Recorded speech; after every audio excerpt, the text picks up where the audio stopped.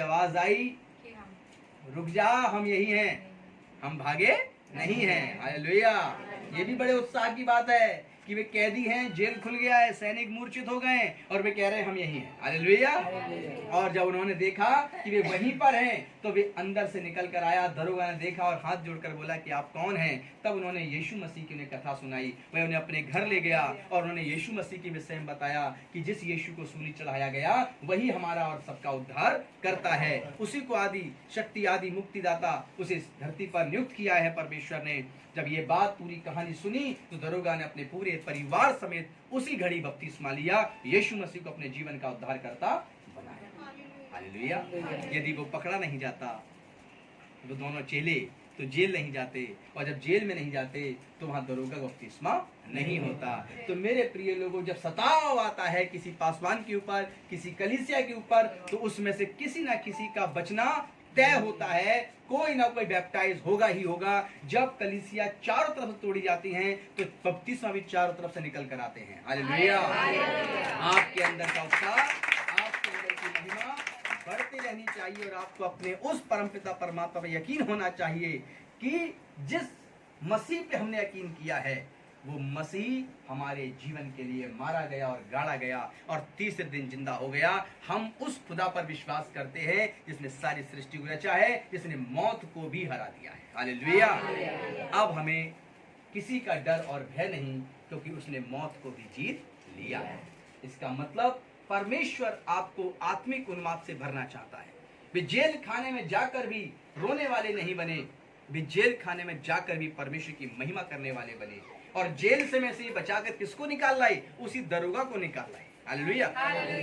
जो एसएचओ होता है आजकल थाने के अंदर, उसी को निकाल कर उस जमाने में ले आया। वो परमेश्वर की महिमा करने लगा। वो सोचिए कि आज आपकी जिंदगी के अंदर जो सताव कोई आएगा तो घबरा मत जाना, क्योंकि आप सताव में डर गए, घबरा गए तो आप उत्साही नहीं है, आप जोश वाले नहीं है। आपकी गवाहियां यहाँ पर इसलिए हैं क्योंकि आप भीड़ में शामिल हैं। ये गवाहियां तब होनी चाहिए जब उपद्रवियों की भीड़ ज्यादा हो और आप अकेले हो। हालेलुया।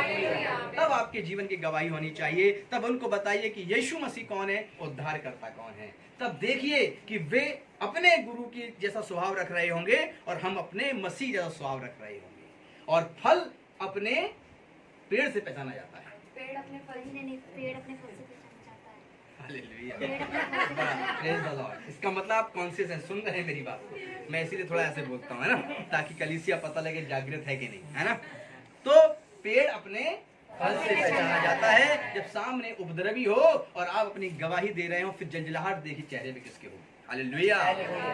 और आपके चेहरे पे वो आत्मिक उन्माद होगा कि आप एक गाल भी कर रहे होंगे, दूसरा गाल भी कर रहे होंगे, पीठ भी आप उसको दे रहे होंगे कि इसमें भी तू मार ले भाई, तो तसल्ली पा ले। हालेलुया। फिर भी उसको तसल्ली नहीं मिलेगी। वो अपने इष्ट के ऐसा बन रहा होगा और हम सर्वश्रेष्ठ परमेश्वर के समान बन रहे होंगे। हालेलुया। यहाँ पर दोनों को ही अपने अपने गुरु का स्वभाव दिखाने का मौका मिलता है, जिसे दुनिया गवाही के रूप में जानती है। तो इसलिए जोश, ये उत्साह आपकी जिंदगी में आने वाले 10 साल के लिए और भी जरूरी है। हालेलुया। अच्छा, 10 साल, इसका मतलब पास्टर जी 10 साल तक ऐसा ही, ऐसा तब तक होगा जब तक मसीह यीशु बातों पर नहीं आएगा। हालेलुया। इसलिए आपकी जिंदगी के यह सुसमाचार इसलिए नहीं कि आप लोगों को गिरा दें, बल्कि इसलिए है कि आप अपने आप को मसीह के लिए छोटा बनाएंगे तो मसीह आपको बड़ा बनाएगा। हालेलुया। लेकिन डर के नहीं, जोश के साथ, उत्साह के साथ, आनंद के साथ उनका सामना करिए, क्योंकि बाइबल में लिखा है तुम उसका सामना करो और वो तुम्हारे सामने से कौन? शैतान। सामना करिए। हालेलुया। दरोगा जिसने पौलुस और सिलास को पकड़ा है, दरोगा जिसने पतरस और यूहन्ना को पकड़ा, दरोगा वो जिसने और लोगों को पकड़ा, बहुत से चेलों को पकड़ा। हालेलुया। लेकिन क्या सारे के सारे चेले डर गए? नहीं। वे वहां से किसी न किसी को निकाल लाए। आज आप अपने घर के पड़ोस को देख के मत चौंकिए। यदि आप अपनी बस्ती में, आज अपने घराने में अगर अकेले विश्वास करने वाले हैं, तभी तो आप नमक कहलाए गए। हालेलुया। हालेलुया। कभी ये तो घर में ऐसा नहीं हुआ कि भाई 1 किलो नमक की सब्जी बना लो आज। कहा किसी भाई क्या लाए हो? बोले 1 किलो नमक लाए, बना लेना जरा। बोले आलू, बोले 2। ऐसा हुआ कभी? तो नमक तो चुटकी भर ही काम करता है ना। तो इसलिए परमेश्वर कहता है तुम धरती का स्वाद हो, तुम धरती का नमक हो। हालेलुया। तुम नहीं तो ये धरती पर स्वाद नहीं है। तो इस बात का उत्साह मनाइए, इस बात का जुनून, इस बात का जोश आपके अंदर होना चाहिए कि जिस रब पे आप विश्वास करते हैं वो आपको प्रेम करने की सामर्थ्य देता है, उनसे भी जो आपको सताते हैं। हालेलुया। इस बात पे आपको उत्साहित होना चाहिए। ये पवित्र बाइबल हमें और आपको सिखाती है। आइए प्रेरितों की किताब में चलते हैं। आप जिस किताब का प्रचार कर रहे हैं हम, 26 अध्याय 29 आयत। प्रेरित 26-29। और दूसरों की मुक्ति की इच्छा आप में होनी चाहिए। दूसरों की मुक्ति की इच्छा, उसे मुक्त करो। वो वाला मुक्त नहीं। हालेलुया। उसको पढ़िए। पौलुस ने कहा परमेश्वर से मेरी प्रार्थना है, परमेश्वर से मेरी प्रार्थना है कि क्या थोड़े में, क्या थोड़े में, क्या बहुत में, क्या बहुत में, केवल तू ही नहीं, क्या तू ही नहीं, परंतु जितने लोग आज मेरी सुनते हैं, हाँ, इन बंधनों को छोड़ वे मेरे समान हो जाएं। किसके समान हो जाए? पौलुस के समान। पौलुस कहता है मेरे समान हो जाए। हालेलुया। पौलुस कहता है कि जैसे मैं धुन में सवार हूँ वैसे ये सब मेरी धुन में सवार हो जाए। पौलुस कहता है जैसे मैं एक दिन मसीह लोगों को सताया करता था, जब स्तिफनुस मारा गया, चेला स्तिफनुस मारा गया था, उसको मारने में भी शामिल यदि कोई था तो पौलुस था। हालेलुया। यहूदियों के संग योजना बनाने में यदि कोई शामिल था तो पौलुस था।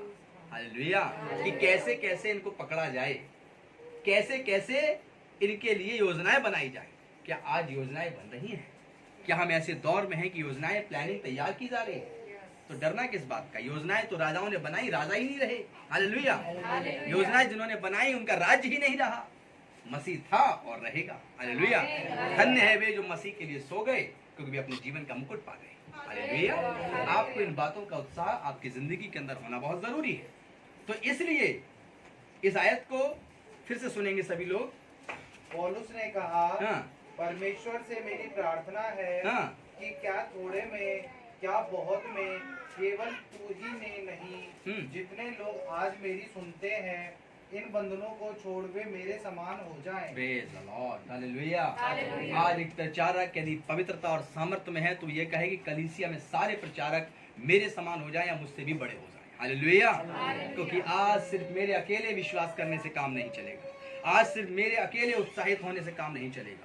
आज कलीसिया के अंदर हर विश्वासी को, जितनी भी कलीसियाएं हैं पूरे वर्ल्ड में, उसके हर एक इंसान के अंदर यह सामर्थ्य होनी चाहिए जो कलीसिया में अगर बैठता है कि वो अपने प्रचारक के समान और मसीह यीशु की प्रेरणा के समान उत्साह से भरा होना चाहिए। हालेलुया। हालेलुया। ताकि वह वो जवाब दे सके संसार को जो जवाब वहां प्रचारक नहीं दे सकता, वो जवाब पवित्र आत्मा आप में होकर वहां पर दे सकती है। और पौलुस ऐसी जब प्रार्थना परमेश्वर से करता है तो पौलुस कितना निस्वार्थ होकर कलीसिया को, मंडली को अपना ज्ञान बिखेर देता है जो परमेश्वर ने उसे दिया था। हालेलुया। इसलिए कलीसियाओं में प्रचारक बनने से ना रोके जाए, कलीसियाओं के अंदर शिक्षाओं को रोका ना जाए ताकि दूसरा आगे ना बढ़ जाए, बल्कि मौका आ चुका है कि अब कलीसियाओं में लोगों को ठहराया जाए कि जाओ और तुम जाके सुसमाचार सुनाओ। हालेलुया।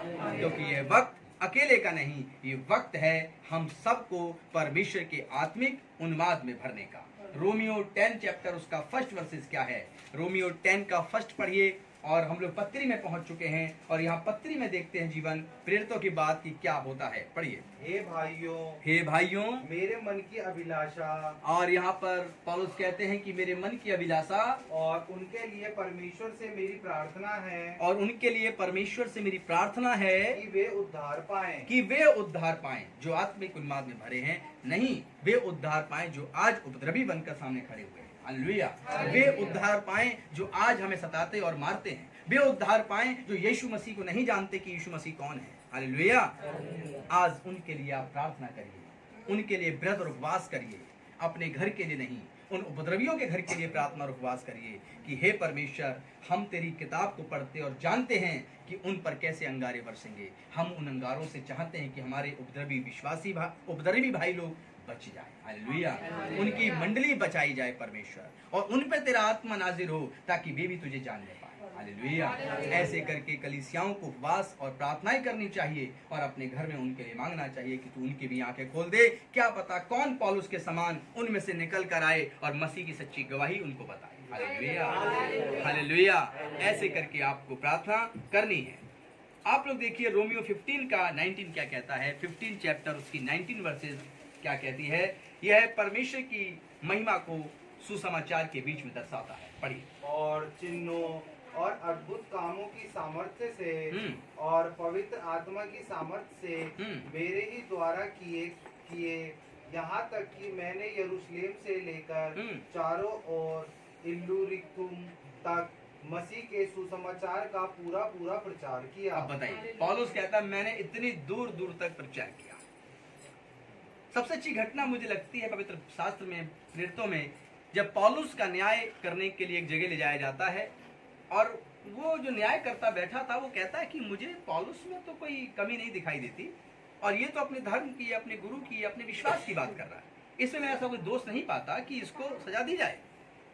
पौलुस को लगा ये तो मुझे छोड़ दे रहे हैं, तो पौलुस को क्या होना चाहिए? खुश होना चाहिए। लेकिन खुश नहीं हुआ, दुखी हो गया। पौलुस ने कि क्या करूंगा? पौलुस ने कहा मुझे हेरोदेस के पास भेजा जाए। जैसे उसने नाम सुना उसने कहा ठीक है, इसको जहाज बिठाकर वहां ले जाया जाए। और उसने कहा मुझे तुम पर तरस आता है, वो न्यायकर्ता बोला, क्योंकि तुम्हें, मुझे तो लगता ही नहीं कि तुम वहां तक पहुंच पाओगे, तुम बीच में ही मर जाओगे। हालेलुया। इससे अच्छा तो ये होता कि तुम उसकी दुहाई नहीं देते तो तुम यहीं पर छूट जाते। जाओ, तुम्हारा ईश्वर तुम्हारी रक्षा करे। और बेचारा वो वहां से चल देता है। जब वो चल देता है तो जहाज जब जाता है, तो जहाज जब टूटता है, जहाज पे चढ़ा हुआ आदमी जब नीचे गिरता है, उसको वो जिंदा करता है। और जब वो जहाज टूट कर बिखर जाता है, जब वो नए देश में पहुंचता है, तो वहां पर जाकर कहता है चलता हुआ कि हे परमेश्वर मेरी सहायता करता कि मैं यहाँ पर और लोगों को वचन सुनाऊं। हालेलुया। और राजा के सामने अगर कहता है कि ये मत समझो कि मैं तुम्हारा कैदी हूँ, मैं तो अपने मसीह का कैदी हूँ। हालेलुया। क्योंकि वो छूट तो तभी गया था वहीं पर, लेकिन वो अपने आप को पकड़ा के इसलिए रखता है कि भैया जहाज तो कम से कम ये दे देगा। मेरे पास तो जहाज के लिए पैसे है नहीं। हालेलुया। मैं बैठ कर जाऊंगा कैसे उस रोम में? हालेलुया। मैं कैसे जाऊंगा इटली के अंदर? वो व्यवस्था करता है। कैदी इसलिए बनता है ताकि पहुंच जाए। हालेलुया। क्या पौलुस की धुन को आप समझ सकते हैं? क्या पौलुस की धुन में आप अपनी जिंदगी को महसूस कर सकते हैं? वो जवान था, बलवान था, उसके पास याजकों के पास जाने और आने की बुद्धिमानी थी, लेकिन पौलुस में ऐसी धुन सवार हो गई कि उसने सारी सुविधाओं का त्याग कर कर उसने परमेश्वर के राज्य के लिए अपने आप को समर्पित किया।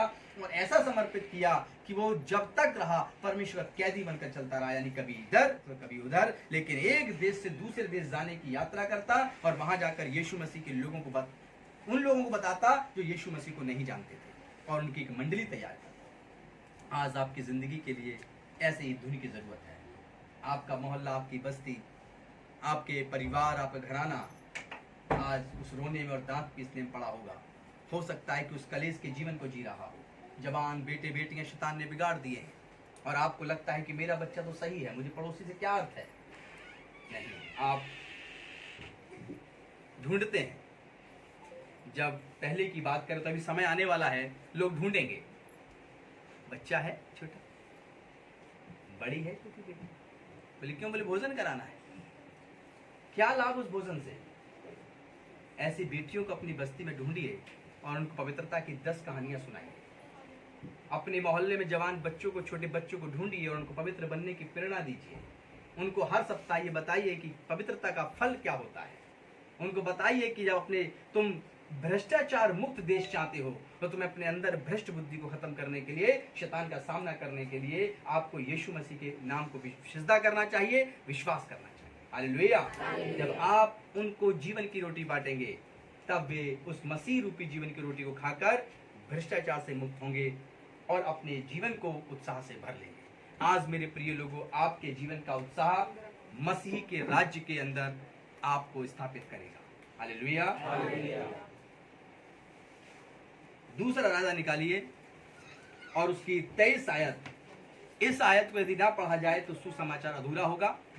तो आइए, जब उत्साह की बात चल रही है तो हम लोग पुराने नियम में चलते हैं। दूसरा राजा 23 अध्याय उसकी 4 से 14 तक आयतें हैं, लेकिन हम लोग कुछ आयतों को पढ़ेंगे और बाकी का आप लोग इसे आप घर में अध्ययन करेंगे। दूसरा राजा 23 का 4 से 14 पढ़िए। तब राजा ने हिजकिय्याह महायाजक और उसके नीचे के याजकों और द्वारपालों को आज्ञा दी कि जितने पात्र बाल और अशेरा और आकाश के सारे गणों के लिए बने हैं उन सबों को यहोवा के मंदिर में से निकाल ले आओ। देखिए, यहोवा के मंदिर में हिजकिय्याह राजा के समय क्या रख दिया गया था? कौन कौन से नाम लिए गए यहाँ पर ऊपर?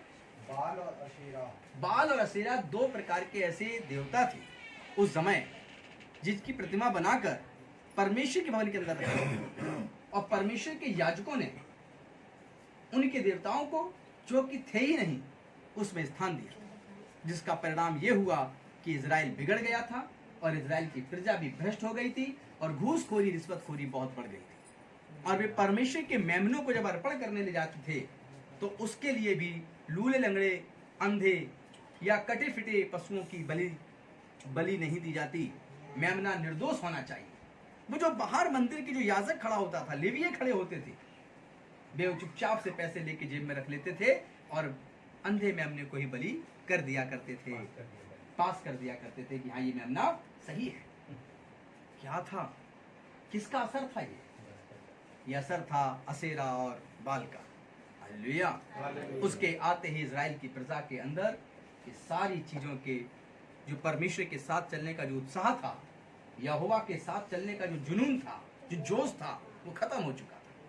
हालेलुया। जब तक आपकी जिंदगी के अंदर उत्साह है परमेश्वर के साथ चलने का, तब तक आप वो 3 बन सकते हैं जो एक लंबी चौड़ी मूरत को ढा सकते हैं। हालेलुया। आगे पढ़े बेटा, जहाँ छोड़ा था वहीं पर, जल्दी पढ़ेगा तेज तेज। तब उसने उसको यरूशलेम से बाहर किद्रोन के खेतों में फूंककर उनकी राख बेतेल को पहुंचा दी। और उसने क्या किया? राजा ने, हिजकिय्याह ने उनको बाहर निकाला और उनको आग लगा दी और फूंक दी, और उनकी राख भी अपने यहाँ रखने नहीं दी, उनको बाहर कर दिया। और फिर क्या हुआ? जिन पुजारियों को यहूदा के राजाओं ने यहूदा के नगरों के ऊंचे स्थानों में और यरूशलेम के आसपास के, बस हालेलुया। और इसकी आगे घटना आप लोग खुद पढ़ सकते हैं कि फिर उस हिजकिय्याह राजा ने क्या क्या किया और कैसे कैसे कर कर वो अपना जोश और अपनी धुन वहां पर उसने प्रकट की पवित्र कामों के लिए। हालेलुया। अब हम बात करते हैं ऐसे 3 लोगों की जो अकेले थे उस देश के अंदर। उस देश का एक राजा था और उस राजा ने अपनी बहुत ऊंची प्रतिमा बनाई, और उस प्रतिमा को बनाकर उसने कहा कि मेरे देश में जो लोग मेरी मूरत के सामने आकर सर झुकाएंगे, राजा ने कहा, उसको अन्न और जल दिया जाएगा, उसके घर में रोटी कमी होने नहीं दी जाएगी। लेकिन जो सर नहीं झुकाएगा, उसका सर उसके धड़ से अलग कर दिया जाएगा। अब तो बताइए, कोई राजा का हुक्म ऐसा है कि ना माने? नहीं। सब लोग मानेंगे। हालेलुया। सब लोग कहेंगे भाई राजा ने कहा है तो हुक्म मानो। जैसे कि अपने यहाँ कुछ बजाया, कहीं कुछ किया, कहीं कुछ किया है ना, बहुत से घटनाएं घटी है ना, कुछ मसीह भी डर के हमारे ऐसा करने लगे। हालेलुया। तो ऐसे ही कुछ हुक्म राजा ने दिया। जब राजा ने वो हुक्म दिया तो सब ने आकर, सब भीड़ लग गई, सब ने घुटने टेक के सजदा कर लिया मूरत को। लेकिन वे 3 थे जो यूं ही खड़े रहे, नहीं झुके। सेनापति ने बोला, बताओ तुम 3 क्यों झुके? बोले, हम अपने यहोवा को छोड़ किसी को सजदा नहीं करते। उस यहोवा का मतलब सृष्टिकर्ता से है, जिसका कोई रूप और रंग नहीं होता। हालेलुया। उस परमेश्वर से जिसने सारी सृष्टि को रचा, उसकी फोटो दिखा दो। उन्होंने सजदा नहीं किया। राजा के सामने जाया गया। राजा ने क्या किया? उनको आग के भट्टे में डलवा दिया। बोले, सिजदा करोगे तो ठीक है, नहीं आग के भट्टे को 7 गुना और दहका के बोला इन्हें डाल दो। जब उन्हें कपड़ों समेत डाल दिया गया तो वहां पर वो तीनों खड़े थे उस आग के अंदर, और कोई चौथा था जिसका मुंह परमेश्वर के समान था, तेजमय, वो उनके चारों तरफ घूम रहा था। हालेलुया। वे 3 नहीं परंतु 4 दिख रहे थे। राजा ने कहा, अरे तो जल ही नहीं रहे हैं, गेट खोलो, उन्हें बाहर निकालो। जब बाहर निकाला तो उनका बाल तक नहीं जला था। हालेलुया। राजा ने कहा, बताओ तुम किस परमेश्वर की आराधना करते हो? उसने कहा, हम यहोवा की आराधना करते हैं। हालेलुया। उसने कहा, जाओ मेरी मूरत को गिरा दो और इसके ही परमेश्वर के नाम का परचम फहरा दो। इसके परमेश्वर को छोड़ दूसरा परमेश्वर है ही नहीं। हालेलुया। क्या था उनके अंदर? डर की आत्मा थी? नहीं, पवित्र आत्मा थी। पवित्र आत्मा थी। पवित्र आत्मा कैसे प्रकट हुआ? उत्साह के रूप में। जोश के रूप में, हालेलुया, आत्मिक उन्माद के रूप में, विश्वास के रूप में। तो आज आपकी जिंदगी के अंदर भी ऐसे चीजें दिख जाएंगी आपको आसपास, जैसे राजा ने बनाई थी अपनी। आपके सामने दो प्रकार के उत्साह होंगे। ये पड़ोसी ने कहा है चलना है, इतना बड़ा पड़ोसी है, इतना बड़ा मकान है, इस इलाके में सबसे बड़ा उसका नाम है, नौकरी लगा सकता है, कभी थाने से छुड़वा सकता है, कभी बच्चे कुछ करवा सकता है अच्छे से, इसकी बात कैसे टाल दें, चलो सजदा कर ही लेते हैं, यीशु के नाम से नहीं, यीशु के नाम से हम ऐसा कुछ ही बोल देंगे, चले आएंगे। हालेलुया। कहाँ गया आपका उत्साह? कहाँ गया उस पहले सृष्टिकर्ता पे विश्वास? हालेलुया। क्योंकि उस परमात्मा की जिसने सारी सृष्टि को रचा, जिसे शब्द ब्रह्म कहते हैं, जिसे शब्द गुरु कहते हैं, उसकी कोई तस्वीर स्टैचू है ही नहीं। तो दुनिया में उस खुदावंद की, उस परमात्मा की कोई तस्वीर बना ही नहीं सकता। हालेलुया। अब आप जब सिजदा कर लेते हैं या नहीं भी करते हैं तो सम्मिलित हो जाते हैं, तो आपका उत्साह नहीं है, आपका कंप्रोमाइज है। हालेलुया। यदि वो 3 लोगों ने भी कंप्रोमाइज किया होता तो उस राजा की मूरत ना ढही होती और उन 3 लोगों के द्वारा वहां पर सच्चे परमेश्वर की इबादत नहीं हुई होती। हालेलुया। क्या वो आप अपने घराने में 3 लोग हैं? क्या वो आप अपनी बस्ती में 3 लोग हैं? क्या इस देश के लिए वो 3 लोग आप हैं? हालेलुया।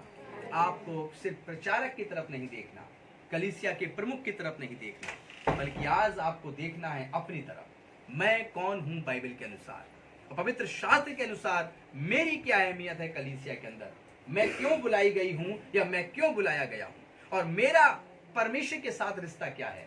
क्या मैं भी उन 12 के समान, क्या मैं उन 70 के समान, क्या मैं उन लोगों के समान हूं जो आज मेरे मसीह की महिमा के लिए लोगों के बीच भेजा जाऊंगा? अगर आप ऐसा सोचते हैं तो एक ही दिन काफी है आपका मसीह में। हालेलुया। और आप एक नई महिमा के लिए आप तैयार होते हैं। तो मेरे प्रिय लोगों, उस दूसरे राजा के अंदर हम लोगों ने जो देखा, हिजकिय्याह ने किया, और जो देखा कि दानियेल की किताब के अंदर जो परमेश्वर के चुने हुए 3 लोगों ने किया, आज के समय में आज आपको ऐसा उत्साह चाहिए जो पौलुस के समान आपको धुन सवार करे, पतरस के समान आपको ऐसी विश्वास की आत्मा से भरे, और तमाम वो प्रेरित जिनके नाम पवित्र किताब में लिखे हैं उनके समान आपको बनाए। हालेलुया। क्या किसी बहन के अंदर से कभी कोई दुष्ट आत्मा निकली? तो एक मैंने प्रचार किया था एक जगह पर, तो एक बहन बोली हाँ जी निकली। तो हमने आप बाइबल में किसके समान अपने आप को देखती हैं? बोली मरियम मगदलिनी के समान। हालेलुया। क्योंकि उसके अंदर दुष्ट आत्माएं समाई थी, कई दुष्ट आत्माएं थी मरियम मगदलिनी के अंदर, और जब ये निकल गई तो आनंद से भरी रहती थी, उसको एक ही धुन सवार होती थी, यीशु मसीह का सुसमाचार सुनना है। हालेलुया। और जहां वो जाते थे वो साथ साथ जाती थी स्त्रियों की मंडली, और उसके सुसमाचार धुन सवार रहती थी। उसको बदले में क्या मिला? उसके उत्साह से भरने में क्या मिला? उसको बदले में ये मिला, जब यीशु मसीह मरकर जिंदा हुए, सबसे पहले मरियम मगदलिनी दर्शन करने वाली थी। हालेलुया। सबसे पहला सुसमाचार उनके चेलों को बताने वाली मरियम मगदलिनी थी। तो मेरे अजीजों, आज आप बहनों के अंदर भी, बेटियों के अंदर भी, भाइयों के अंदर भी, बुजुर्गों के अंदर भी एक उत्साह और एक जोश परमेश्वर आपके जीवन में देखना चाहता है। और ये कलीसिया के प्रचार खत्म होने के बाद जहां से भी ये छोटी मंडली आई है, जिन जिन जगह से आप लोग आए हैं, उस जगह पर आप बड़े उत्साह के साथ चलिए। आपकी बात यदि कोई नहीं मानता है तो आपका उत्साह डबल हो जाना चाहिए। हालेलुया। वाह, आज मुझे निगलेक्ट कर दिया गया, ऐसा तो होशे को भी कर दिया गया था। हालेलुया। आज मेरे घर वालों ने मेरे विषय में अपमान कर दिया, आज मेरे घराने के लोगों ने मुझे आउट कर दिया, आज मेरी बस्ती के लोगों ने मुझे तुच्छ नजरों से देखा। वाह, प्रेज द लॉर्ड परमेश्वर, मैं तो उन चेलों के समान होने लगा हूं जो 12 चेले थे, उनको भी संसार ने सताया और तकलीफ दी थी। प्रभु तेरा धन्यवाद हो कि आज मैंने तेरे लिए संसार की बहुत सी बातों को सुना है। ऐसा ना हो घर पे आए और कहें क्या पास्टर जी? बोले हाँ। बोले यार बड़ा लफड़े में डाल दिया आपने। बोले क्या? और जब से प्रभु यीशु को ग्रहण किया बड़ा टेंशन हो गई। बोले क्या? और कोई बात ही नहीं मानता, घर वालों ने छोड़ दिया है, पत्नी बात नहीं मानती है, पति ऐसे कहता है, मोहल्ले वाले साथ नहीं देते हैं, बस्ती में अकेला पड़ गया हूँ, पास्टर जी या बस बख्श। हालेलुया। एक ये जीवन है जो दर्शाता है यहूदा इस्करियोती को। जरूरी नहीं कि आप पासवान को धोखा दें। उस यहूदा इस्करियोती ने जो यीशु मसीह का ऐसा चेला था जिसने यीशु को धोखा दिया था, और यीशु मसीह ने कहा कि यदि मेरे लिए कोई अपने प्राण खोएगा तो अपने प्राण पाएगा, और जो अपने बचाना चाहेगा वो होएगा। हालेलुया। हमारा मसीह कितना महान है। उसने ये नहीं कहा जाओ यदि कोई मेरे नाम के विषय में गलत कहे तो उसे मार दो, तो तुम सीधे वहीं जाओगे हेवन, जन्नत। नहीं, मसीह ने कहा यदि तुम मेरे लिए अपने प्राण खोते हो तो तुम उसे पाओगे। हालेलुया।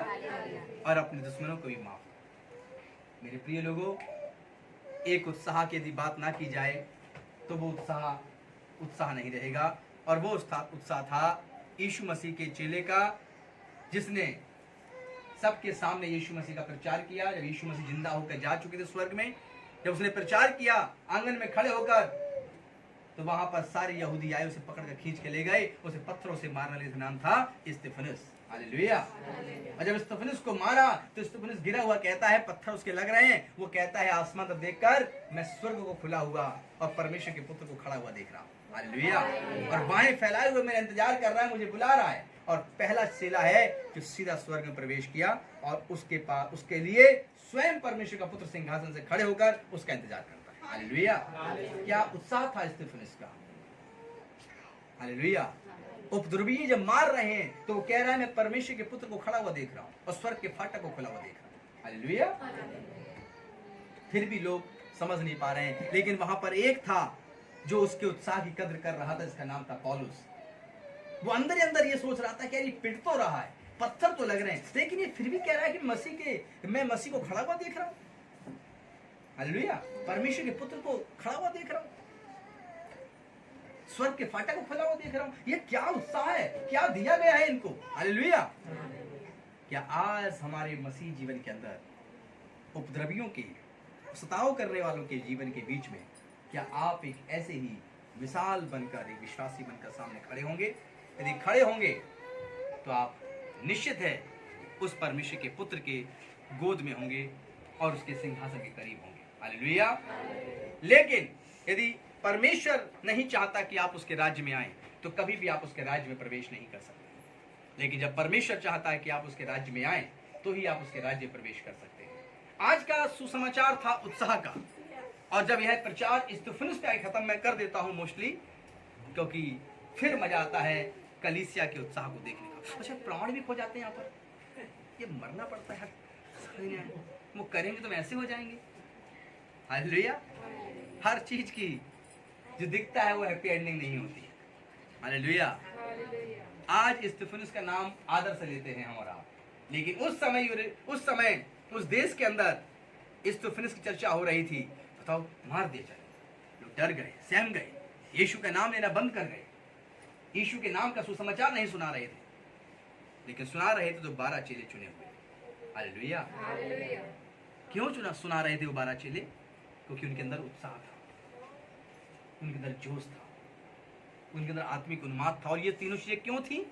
क्योंकि वे पवित्र आत्मा से भरे थे, उनके अंदर संयम था, उनके अंदर विश्वास था, वे यीशु को अपनी आंखों से देख चुके थे, वे जानते थे कि जो परम पिता परमात्मा को मार जाता है वो यीशु को होके जाता है। इसलिए जो उन्होंने देखा है, जो उन्होंने सुना है, वे इसीलिए कहते हैं क्या मैं जो देखा और जो सुना है क्या उसका प्रचार ना करूं?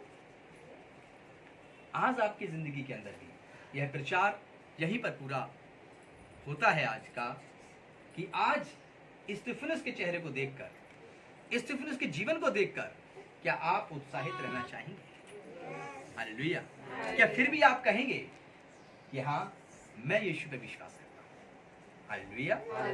अगर आप फिर भी कहेंगे कि मैं यीशु विश्वास करता हूँ, तो आंधी में वो फल हैं जो बहुत तेज आई लेकिन फिर भी पेड़ से नहीं गिरी।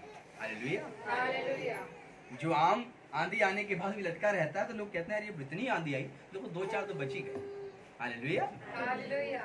तो आंधी में बहुत से आम झड़ जाते हैं जो कमजोर डाली के होते हैं, लेकिन वे नहीं झड़ते जो मजबूत डाली के होते हैं। हालेलुया। तो ये कुछ दिन की आंधी है, कुछ दिन का तूफान है, झड़ जाएंगे तो परमेश्वर और उसके राज्य से पीछे हो जाएंगे, और यदि लगे रहेंगे तो आप उसकी महिमा के लिए इस्तेमाल किए जाएंगे। और ये सिर्फ हो सकता है तो उत्साह से होगा, आत्मिक उन्माद से होगा, जोश से होगा, लेकिन आत्मा के 9 फलों के द्वारा। हालेलुया।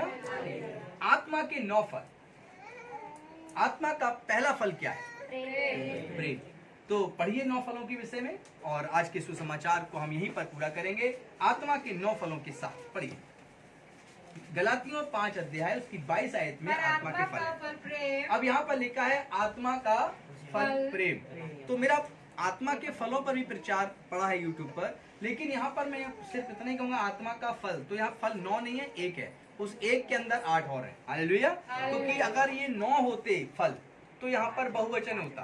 तो यहाँ पर लिखा आत्मा का, क्या है? आत्मा का फल प्रेम। कॉमा लगा होगा, बाइबल देखिए लिखा है Yes. आत्मा का फल लिखा, क्या लगा है? कॉमा लगा। तो क्या हुआ? 1 क्या है? प्रेम। प्रेम। अब उसके अंदर क्या क्या है सुनिए। आनंद, आनंद, शांति, शांति, धीरज। अब आपको इन फलों का इस्तेमाल करना है। हाँ जी, हालेलुया। हालेलुया। आपको उन फलों का इस्तेमाल करना है। आत्मा का फल प्रेम, सबसे पहले तो आपको प्रेमी बनना है। हालेलुया।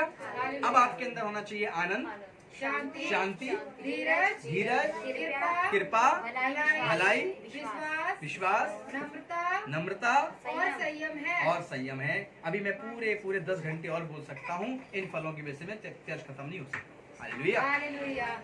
लेकिन इतना ही कहना चाहता हूँ कि यदि आप इस आंधी और तूफान में एक विश्वासी बनकर आए हैं मसीह के चुने जाने के द्वारा, हालेलुया, हालेलुया। तो इन आत्मा के फलों के द्वारा जोश और जुनून और धुन आपकी कमजोर नहीं पड़ेगी। हालेलुया। जिसके पास आत्मा का फल होता है प्रेम, उसके अंदर शांति होती है, उसके अंदर आनंद होता है, उसके अंदर विश्वास होता है, उसके अंदर धीरज होता है, उसके अंदर संयम भी होता है। हालेलुया। जोश में होश मत खो देना। हालेलुया। तो उसके लिए आत्मा के 9 फलों में संयम भी होता है। मेरे अजीजों, आज आप इस लाइन के बाद जो लाइन पढ़ी जाएगी बाइबल में, वह आपको सब उपद्रवी और सब सताने वालों के सामने ये आयत आशीषित करेगी। पढ़िए इसके आगे क्या लिखा, लाइन क्या है? ऐसे ऐसे कामों के विरोध में हाँ, कोई भी व्यवस्था नहीं। बस इसको याद रखिए। इन आत्मा के फल यदि आपके अंदर हैं तो इसके विरोध में पूरी पृथ्वी पर और दूसरे ग्रह नक्षत्रों पर भी कोई व्यवस्था नहीं है, कोई किताब नहीं लिखी जा सकती है। हालेलुया। हालेलुया। हालेलुया। तो आपको जितने किताब पर विश्वास करने वाले आकर आप उपद्रव करें, आप उसे आनंद से सह लो और एक ही प्रार्थना करना, प्रभु यदि मेरा प्राण खो जाता है इसमें तो मुझे कयामत में खड़े होकर हिसाब किताब देने की जरूरत नहीं पड़ेगी, सीधा इस्तफनुस के समान। हालेलुया। और ये है मेरा आनंद, और यही पादरी का आनंद, मेरे जीवन का आनंद है कि प्रभु वो जीवन वास्तव में मुझे दे जो इस्तफनुस के समान हो, जिससे मुझे उस दिन हिसाब किताब देना ना पड़े, तेरे नाम के लिए प्राण खो। ऐसा ना हो कि मैं जा रहा हूँ किसी बारात में और प्राण खो दूं वो नहीं है, तो लाइन में लगना पड़ेगा, लेकिन इस्तफनुस के समान। हालेलुया। हालेलुया। उसकी महिमा के लिए, और उसके लिए अगर हम प्राण खोएंगे तो सीधा परमेश्वर के पुत्र को खड़ा हुआ, स्वर्ग के फाटक को खुला हुआ और उसको बाएं फैला हुआ देख रहे होंगे, सीधा अंदर। हालेलुया। ये अगर आपके अंदर समझ में आ गया ये प्रचार, तो आपको डर नहीं लगेगा, लेकिन मौत जो भेजता है उसको ही डर लगेगा कि यार ये है कौन। हालेलुया। तो इसलिए आपको अपना मन कच्चा नहीं करना है। जितनी भी कलीसियाएं हैं पूरे भारत में, पूरे विश्व में, उनको मन कच्चा नहीं करना है, अपने मन को नीचे की तरफ नहीं ले जाना है, क्योंकि उनके मन को परमेश्वर ने आज आशीषित किया है, आपको एक उत्साह दिया है जो यहाँ पर आत्मा के फलों के अंदर आनंद के रूप में जाना जाता है। हालेलुया। आप आनंदित रहें, हर समय आनंदित रहें, जोश से भरे रहें, उत्साह से भरे रहें। हालेलुया। कभी भी परमेश्वर के स्वर्गदूत रूप बदलकर आपके घर में आ सकते हैं, आपके आसपास आ सकते हैं, और ऐसा बाइबल के अंदर लिखा है। कभी मैं इस पर भी प्रचार करूंगा कि स्वर्गदूतों ने अनजाने में आए, लोगों के घरों में रुके और उन्होंने स्वर्गदूतों की सेवा की, लेकिन स्वर्गदूत के रूप में नहीं आए, वो आम इंसानों के रूप में आए। हालेलुया। और अनजाने में लोगों ने क्या किया, उनकी सेवा की और परमेश्वर ने उनका प्रतिफल उन्हें दिया। हालेलुया। तो आपकी जिंदगी के सुसमाचार जब आपके सामने आ रहा है, तो आज आप यहाँ पर कितनी भी संख्या में हों, या आपकी कलीसिया की जो यूट्यूब पर हैं उनकी संख्या कितनी भी हो, आप बड़े आदर के साथ कहें, मुझ में मेरा मसीह रहता है, और वो कहता है 1,000 पर भारी पड़ेगा। हालेलुया। हालेलुया। अच्छा, इसका मतलब आखिरी में आप भारी पड़ने वाली बात कह रहे हैं? नहीं, इसका मतलब है पतरस अकेला था, और जब उसने पेंतीकोस्त के दिन प्रचार किया और जब उसने प्रचार पूरा किया, बाइबल की उस आयत को पढ़ लेना, वहां लिखा है कि एक ही रात, एक ही दिन के अंदर 3,000 लोगों ने यीशु मसीह को अपना उद्धारकर्ता ग्रहण किया। 3,000 में बदल गया, 1,000 तो छोड़िए। हालेलुया। तो आपके अंदर वो उत्साह, आपके अंदर वो सामर्थ होना चाहिए। और मसीह में बदलने का अर्थ है, मसीह जीवन को ग्रहण करने का अर्थ है पापों से छुटकारा, घूसखोरी से छुटकारा, भ्रष्टाचार से अपने जीवन के अंदर ही मुक्ति। हालेलुया। हालेलुया। पवित्रता, सामर्थ और आनंद और संयम को अपने जीवन में संजो के रख लेना, यह है मसीह जीवन। आज आप सबको प्रभु आशीष दे। आइए हम सब लोग प्रार्थना करेंगे। आप स्थान पर अपने खड़े हो जाएंगे। चलने दीजिए, चल रहा है। प्रार्थना करेंगे।